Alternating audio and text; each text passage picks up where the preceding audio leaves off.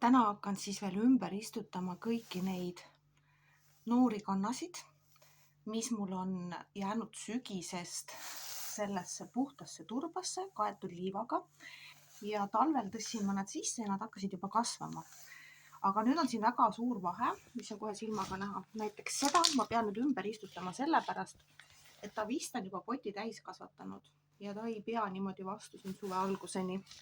Ja teine on natukene suuremas potis, aga kasvab ainult üks vars. See tähendab seda, et midagi on talvega tegelikult siin teiste vartega juhtunud. Nii et tema tuleks ka siit välja võtta ja vaadata, mis seisus siin muld on põhjas. Muld on nendel mõlematel uus, turbamuld, naturaalne, ilma väetiseta. Ja nüüd ma teengi sellise asja, et ma valan nad nendest pottidest välja, aga selle sama mulla ma taas kasutan. Ma segan ta siis kokku väetise graanulitega selles suuremas ämbris ja panen tagasi.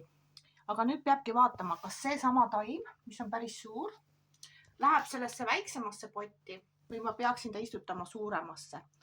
Teine on kindlasti vaja istutada väiksemasse potti, sellepärast, et ma ei tea, mis tal siin mulla all on. Ma ise arvan, et ta on jäänud poolkuivaks see, sest siin on mõned need otsad, mis on täitsa ära kuivanud, aga ega me enne teada ei saa, kui ma vaatan siia.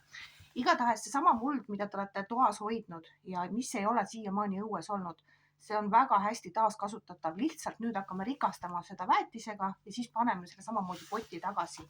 Samas puhastame ära ka taimejuured ja näeme ära, mis siin põhjas toimub.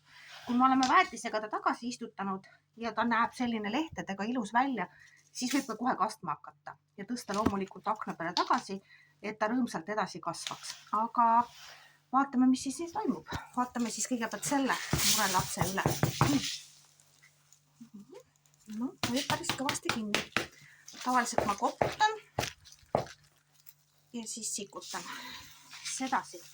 Nii, ongi sama asi, mis ma arvasin. See turvas siin põhjas on täiesti kuiv, nagu talvituma jäädes. Ta ei ole oma juuri ajanud siit alt välja ja seda ongi näha.